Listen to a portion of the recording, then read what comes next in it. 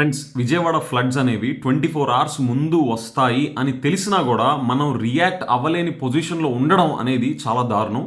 దీన్ని మనం అడ్రస్ చేయాలి అంటే స్టాండర్డ్ ఆపరేటింగ్ ప్రొసీజర్స్ మనం తయారు చేసుకోవాలి. So my request to CBN garu and the entire top brass of the government machinery is standard operating procedures for Vijayawada floods లాంటి ఈవెంట్స్ అనేవి ఫ్యూచర్లో వస్తే ఒక 24 అవర్స్ ముందు మనకు తెలిస్తే, లేదా 48 అవర్స్ ముందు మనకు తెలిస్తే, లేదా 12 అవర్స్ ముందు మనకు తెలిస్తే, 3 అవర్స్ ముందు మనకు తెలిస్తే, అలాగా